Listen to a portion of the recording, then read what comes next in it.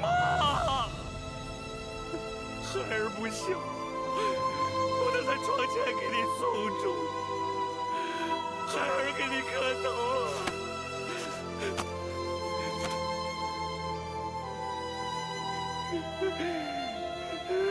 妈，你魂魄未了，你看一看。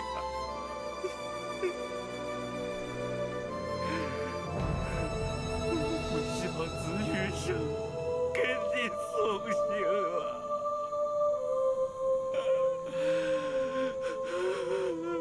妈。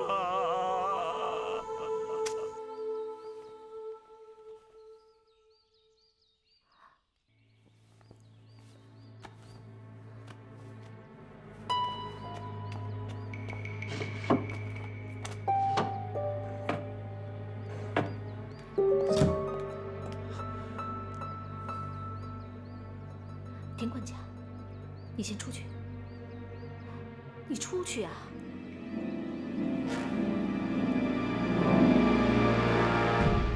太太，你找的可是这个？怎么会在你这儿？太太，吴家这次风波全由鸦片而起，虽然纯属诬陷，但太太您这口嗜好，早晚要惹出麻烦的。你是怎么知道的？你让巧菊帮你买福寿膏，我都知道。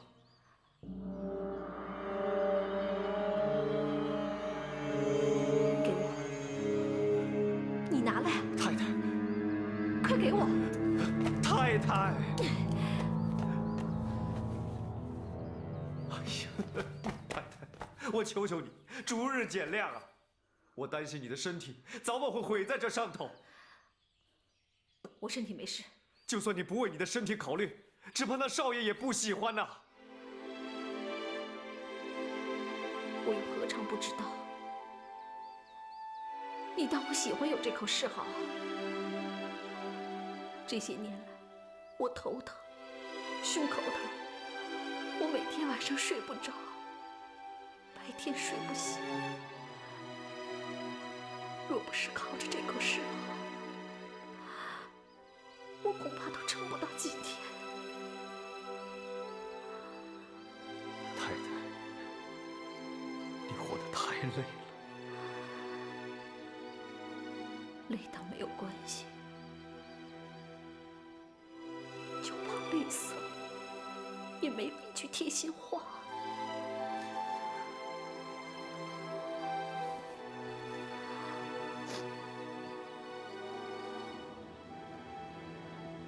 你放心，只要把从他们库房搜出的赃物往那儿一摆，田二明一口咬死，吴家死无对证，这个案子绝对翻不过来。老弟呀，千万不能掉以轻心呐！安庆府不比其他地方，是省府所在地，一旦有风吹草动，很快就会传到省里，闹得沸沸扬扬。哼，一个女戏子能掀起那么大的浪？你忘了小裁缝的案子，差点被他们翻过来。如果当初我们不果断出手，后果不堪设想。那可不同，当时吴宇生在幕后出谋划策，现在他关在大牢里，黄媚儿一个人上蹿下跳，能成什么大气候？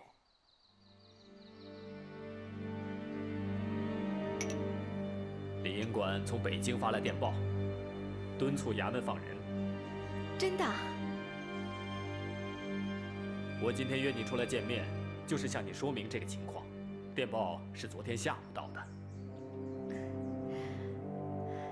李大哥能发来电报，那真的太好了。不过你是金道台的秘书，恐怕有些事情还是要麻烦你。我在金大人面前谈了我对案子的看法，他对胡明九的有些做法并不赞成。李清泉来电，对吴宇生被抓一事非常的不满，要求我们马上放人。金大人，五人干政，这可是犯大忌的呀！哎呀，他李清泉凭什么对我们吆五喝六的？再说，这一营新军，他姓袁，他也不姓李呀。既不姓李，也不姓袁，那是民国的军队，不是谁的私家兵马。啊，大人教训的是。可是民国大法中明确禁令，禁止贩卖鸦片。他吴玉生是中央的官员，理应带头遵守。如果现在放了他，那岂不是自己打自己的耳光啊？吴家出事时，他还在北京呢，这与他有什么关系啊？吴老太太过世了，他是他的儿子，不抓他，抓谁呀？哎，你打算怎么处置他呀？啊，您是一府之长，我听您的。哎，那告诉吴家人，让他们交上一笔宝金，尽快的了结此案吧。啊，我跟他们谈了，吴玉生他不肯交钱。这太太，巧菊大闹灵堂，确实很不得体，但是他所说的都是事实。在这样的情况下，不能让那戏子回来，更不能让他管这个家。有什么办法？这是少爷的意思。有句话，我不知该讲不该讲。讲。这些年您在吴家恪守妇道，尽心尽力，孝敬父母，善待下人，这都是有目共睹的。现如今，老夫人走了，少爷被关进大牢里，这个家应该你把他关起来。老夫人生前把那戏子赶走了，现在老夫人尸骨未寒，少爷就要把他找回来，这就不提了。还让他管这个家，实在是难合情理啊！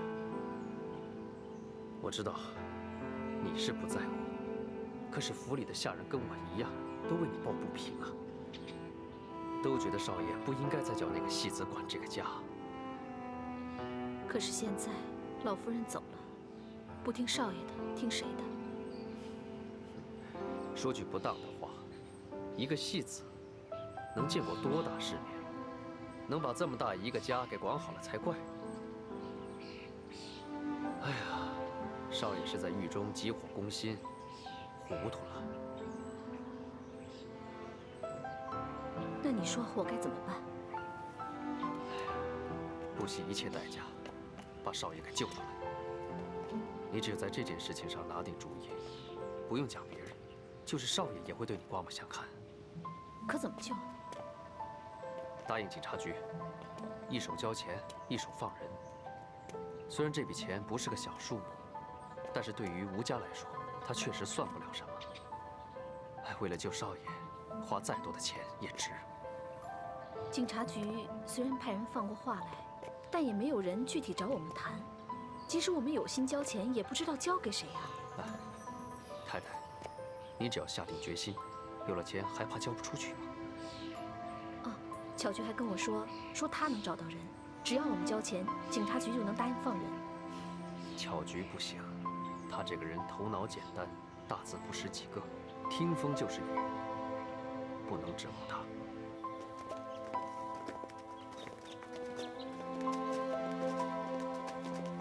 哎，余生，金大人，余生有事在身，这样的话不太方便。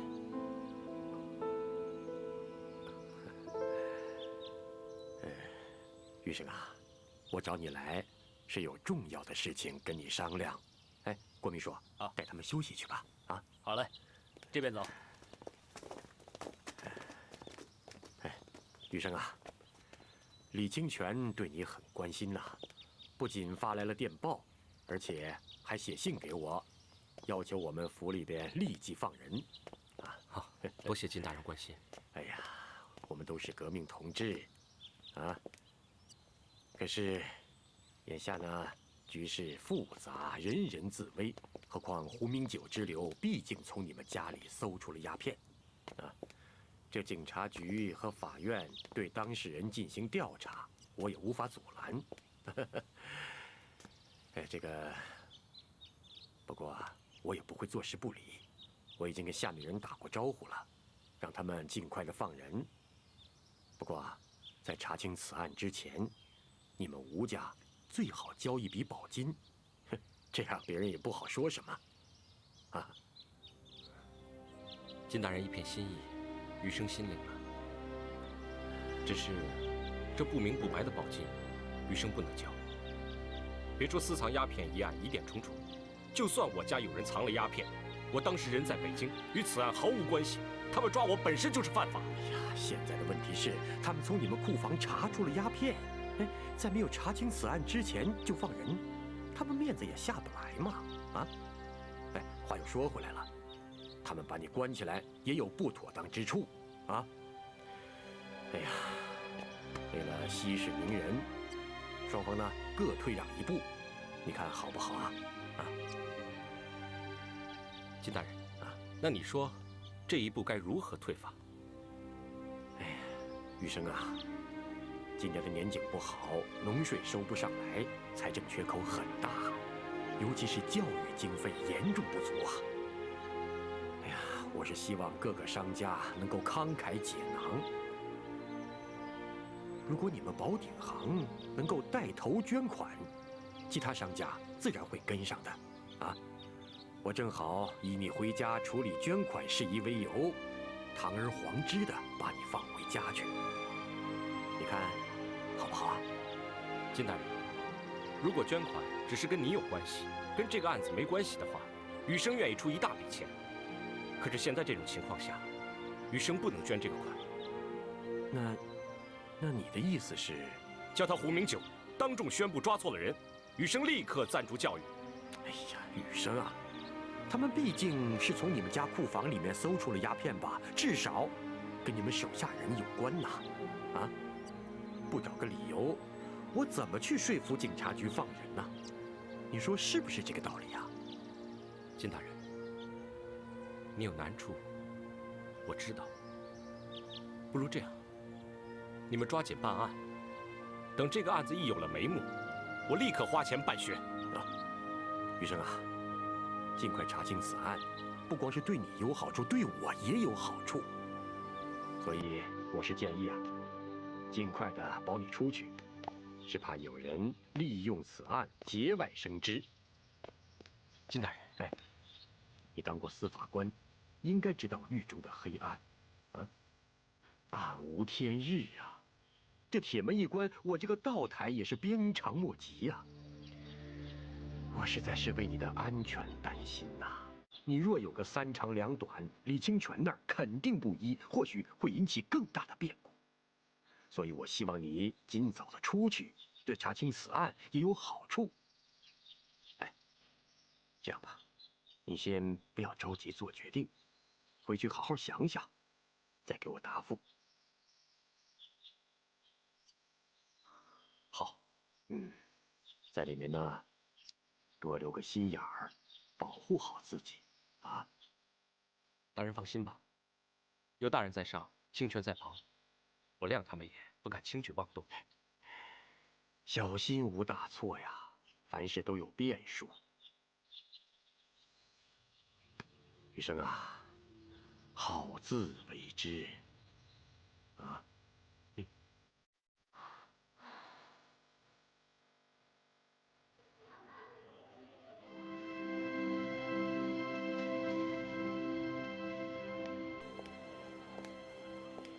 来，就按这个地址把钱存进顺发钱庄，剩下的事由我来办。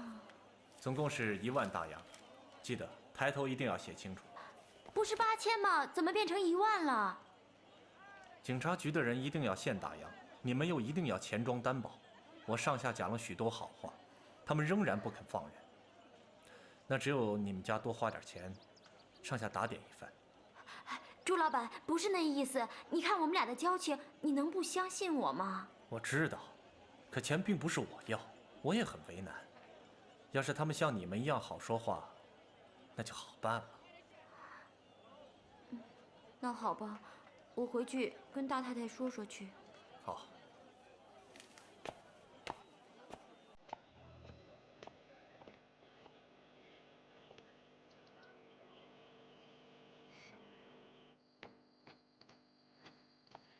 田管家，哎，找我有事啊？乔局来找过你吗？没有啊。没有。怎么了？巧菊说能够找到人通过关系救少爷，我就给了他一大笔钱，但是我不放心，我就让他找你商量商量，然后再做定夺。他没来找过我。哎呀，巧菊这个死丫头胆子太大了，那么一大笔钱，如果被人骗了怎么办啊？太太，你别担心，我马上去问问，他到底找谁去了。好吧，那就拜托你了。啊，没事没事。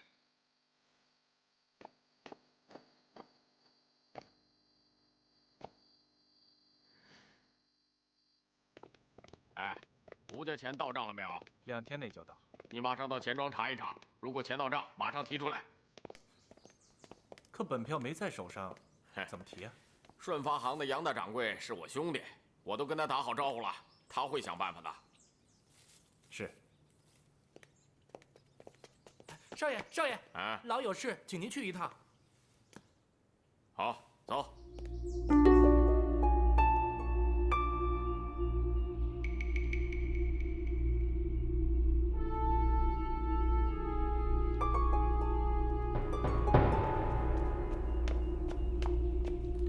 二太太，李掌柜，哎，大太太的账上怎么有1万块钱对不上啊？这个家是由我来管的，有这么大一笔数对不上账，有点说不过去吧？是大太太说有急用，挪出去了。挪到哪儿去了？好像是顺发。大太太说，这笔钱是要给刘家救少爷的。抓少爷的是官府，又不是刘家，干嘛要给刘家钱呀？这事儿我也觉得有点蹊跷。大太太不让我多问。你赶紧去顺发，把这笔钱扣下。那大太太那儿，大太太那儿我去说，你赶紧去，一切责任由我承担。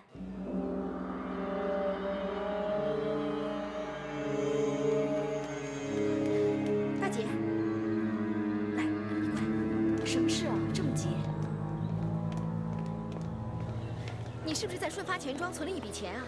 有没有这回事儿？是，有这么回事。谁是具体经办人啊？是巧菊。你马上回去带上本票，把这笔钱取回来。为什么？刘建雄和顺发大掌柜的关系很好，万一他们串通好了私吞这笔钱怎么办啊？本票在我手上，他们凭什么取走钱呢？以防万一，这么大的事儿，你怎么也不跟我商量一下呢？我同舒老爷商量过，他怕吴家出面交钱落下把柄，所以绕个圈子由我名义出一笔钱，这样别人知道了也不好说什么呀。郭秘书亲口告诉我，金道台会下令警察局放人的，你快回去拿本票，快去啊！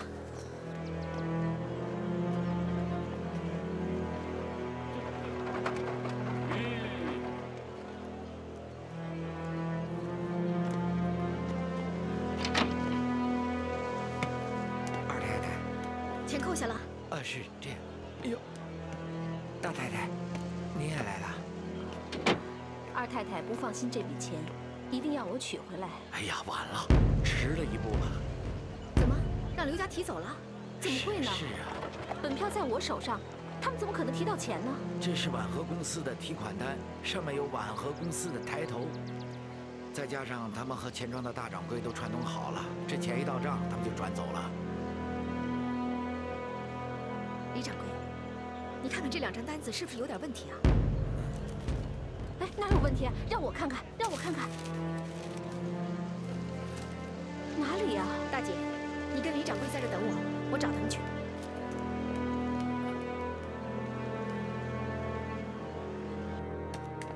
大掌柜，吴家二太太来了，说是有急事找您。哎呀，这告诉他，就说我不在。这怕不妥当吧？李掌柜刚才还见了您呢。这也是啊，这样吧，我出去躲躲，你就说呀，我临时有急事从后门出去了啊。哎，是。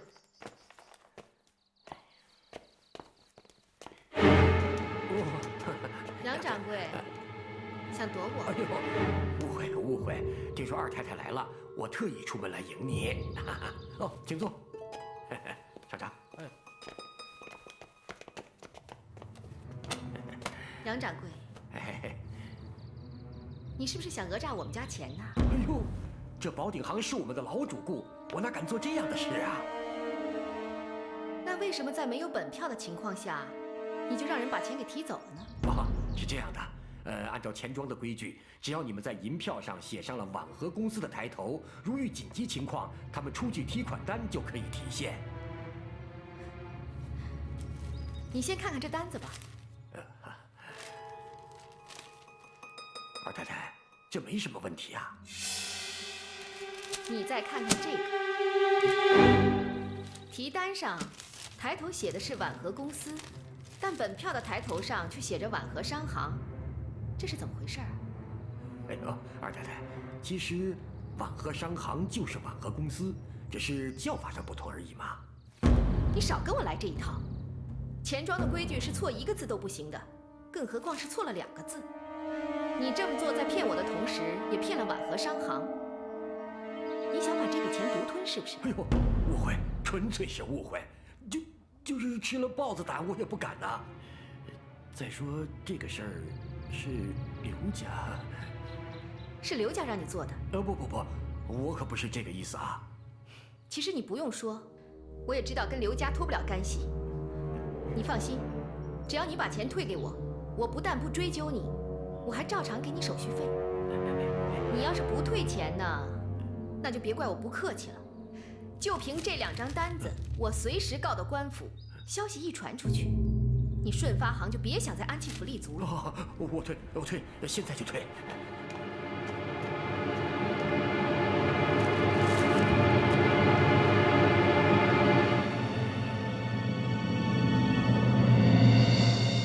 都是你干的好事，1万块大洋，差点让刘家给吞了。太太，我知道我错了，对不起，我真的是想帮少爷。这事是你一手搭上的，也是你出面去谈的。我让你和田管家商量商量，你还不高兴。李掌柜告诉我，按照生意上的规矩，交保银票是不写抬头的，我们上当了。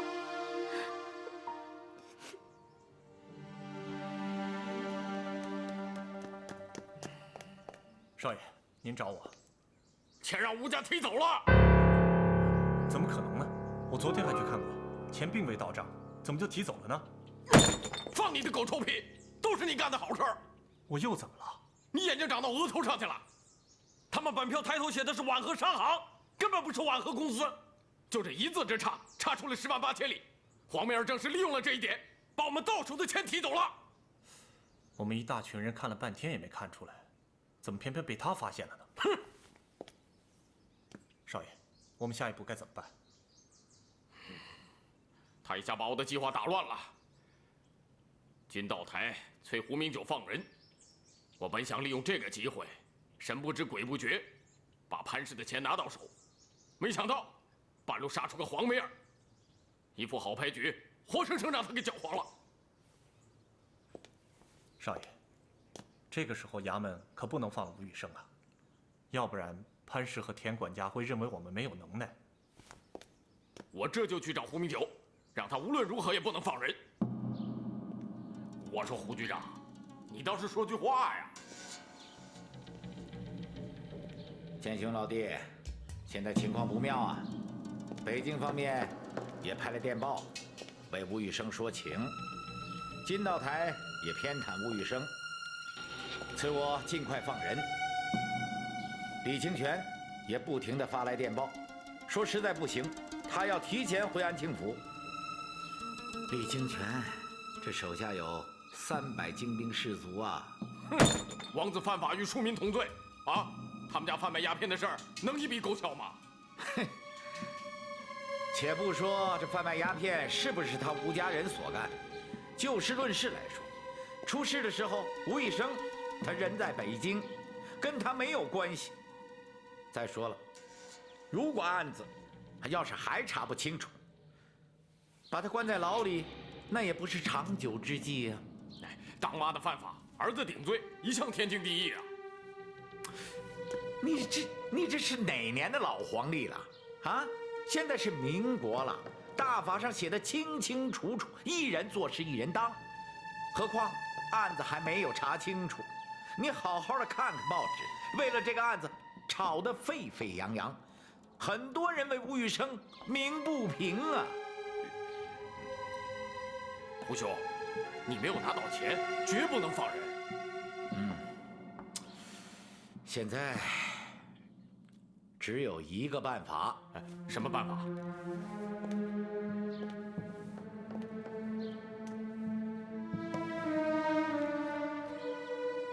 如果吴家的下人肯有人出面，让他一口咬死，这鸦片是吴家大太太让他偷偷的运进来的，这样金道台就不会为吴家说情了。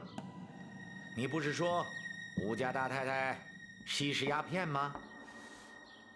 哎，我明白了，这件事我去办。哎，别急，我还是觉得不妥。毕竟吴家大太太人还在，万一有个纰漏，就不容易定成铁案。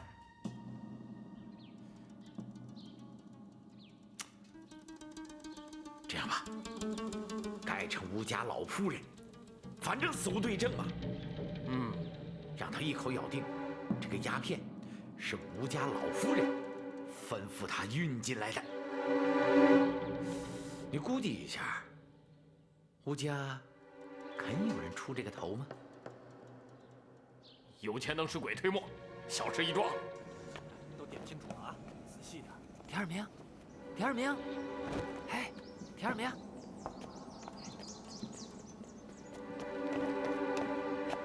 你怎么过来了？吴家情况怎么样？二太太已经怀疑库房有内鬼，他抓到什么把柄没有？哎，那倒没有。你我多年兄弟，我对你是1万个放心。不过你们家二奶奶可不是个平凡角色，为了以防万一，最好啊想一个办法找一个垫背的。什么意思啊？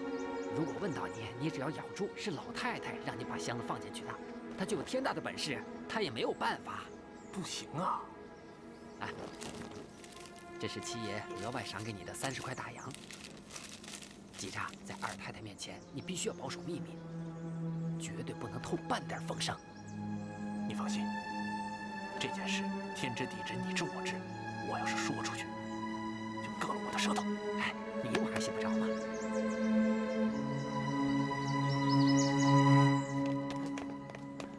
请往里放。二太太，这里就是3号库房。那天，警察就是在这儿找到的那箱鸦片。回二太太话，正是这里。您跟我来。当时警察进来时，木箱就放在这儿，箱盖上了锁。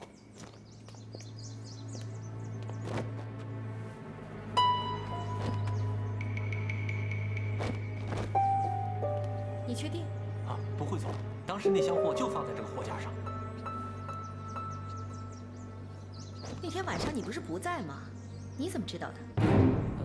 哦，是事后货管员告诉我的。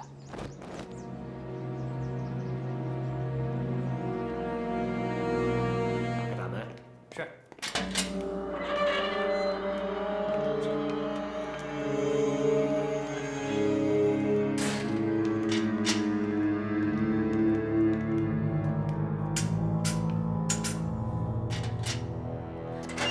谢谢。这是金大人的吩咐，你快进去，不要耽搁太久。雨生，红梅儿，你来了，来坐，来，坐。这到底是怎么回事啊？我告诉你啊，这金道台呀开恩了，让我换了个房间，不但设施齐全了，我还可以在这儿会见家人。雨生，我觉得家里有内奸。内奸？嗯，谁？我怀疑是田二明。出事当天是谁当班？是我。你叫什么名字？王宝华。3号库房就由你管。是。出事的那天还有谁在场？那天我和技术当班。二太太，你们每天当班都做些什么？白班专管收货点货，到了晚班留在库房巡夜点货，负责安全。交接班时双方一起点货，没发现问题就算交班了。既然每天都点货，为什么在警察来搜查之前，你们没有发现那箱货呢？啊，货太多，一时记不清了。这话不对。如果很多人在场，少了个把人可能不容易被发现，但是突然出现了一个陌生面孔，怎么会没有察觉呢？还有，我看了警察搜查的地方，我看到货架上到处都是麻布袋，突然出现一个小木箱，你们不觉得奇怪吗？啊，怀儿太太，小木箱是藏在麻袋底下，交接班时没有发现，警察进来后不知怎么就拖出来了，我们也觉得很奇怪。肯定有内奸，你们这些查货的没发现，警察一进来就发现了。要不是事先有人做了手脚，暗中通知警察，就不会发生这种事的。库房的钥匙，除了你们还有谁有？辉二太太，我们这些人都是各自分管不同的库房，这手上只有属于自己库房的钥匙。交班时留给下一班，不准带出库房大院。至于各库房备用钥匙，是由田二明一个人统一保管。田二明，听说事发当晚他出去喝酒了。啊？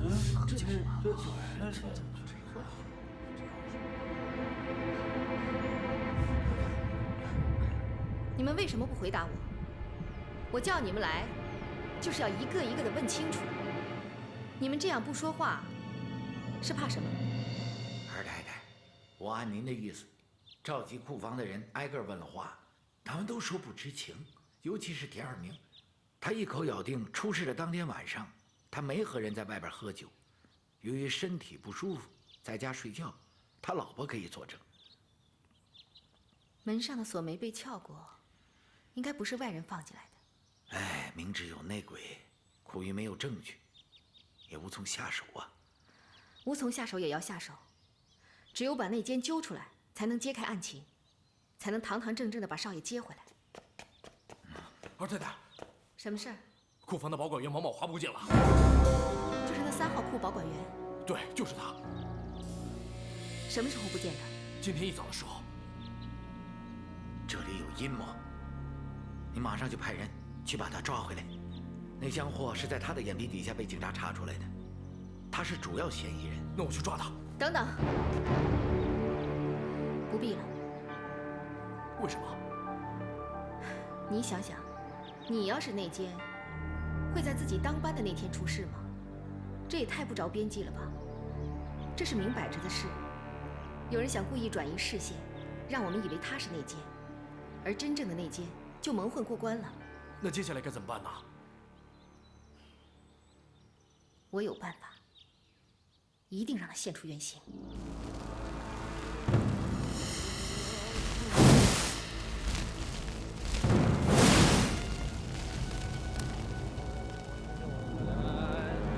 你们现在谁都不承认是私带鸦片的人，我也不为难你们。今天我请法师向神明祷告，你们都把上衣给脱了，到房间里去坐着。神明自然会帮我找出那个吃里扒外的小人，去吧。二太太说了，让你们把上衣全给脱了，快！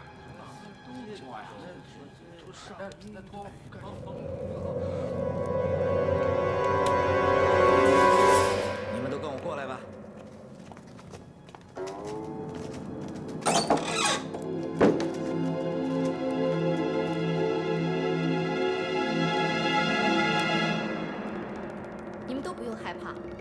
没做亏心事的，大胆进去坐着，老天爷是不会冤枉好人的。但是做了亏心事的那个人呢，老天爷是不会放过他的。明天早上就会有结果了，谁的背上有记号，谁就是那个私带鸦片进库房的人。都进去吧。哎，进去吧。来，进去吧，快进去。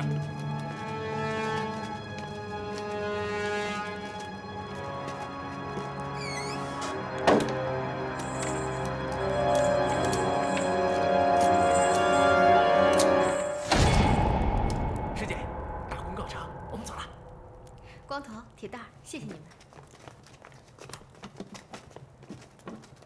谢师傅。师傅，走。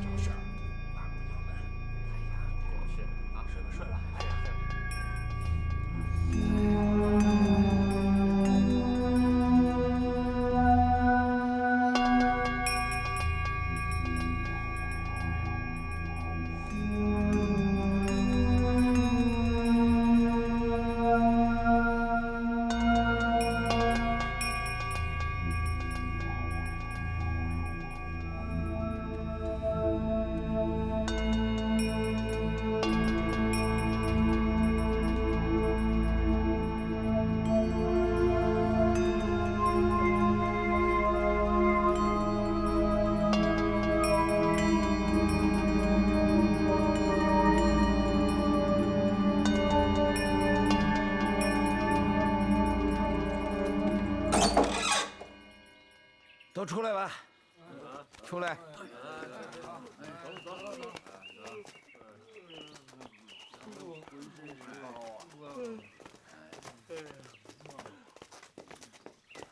田二明，你过来。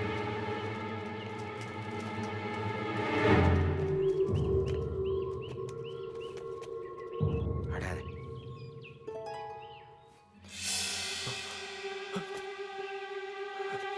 田二明，还有什么好说的？二太太，奴才知罪，奴才罪该万死。二太太，把他捆起来带到前堂，由李掌柜问话。我错了，二太太，你饶了我吧！二太太，你饶了我吧！二太太，这简直太神了吧！这道士请来的神不在别人背上写字，偏偏在他背上留了字。你真以为是神仙显灵啊？不是神仙显灵，他是不会承认的。你跟我来。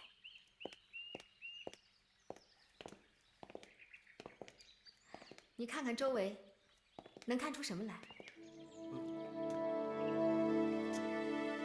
二太太，这周围什么也没有啊。用手摸摸。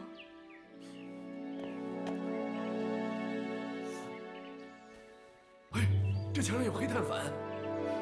就是这个东西让神仙显灵的。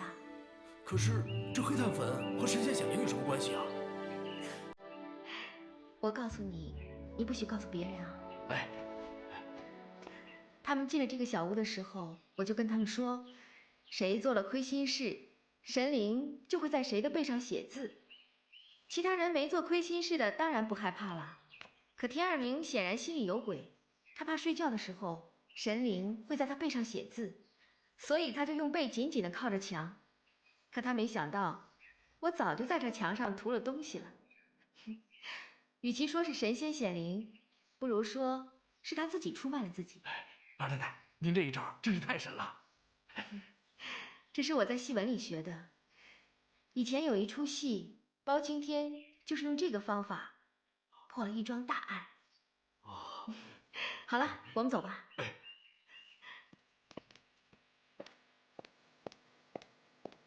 少爷，啊，见到田二明了吗？一整天没见到他，晚上我直接去他家找他，保证不误事。离开庭没几天了，越快越好。只要他出庭作证，咱们就万事大吉。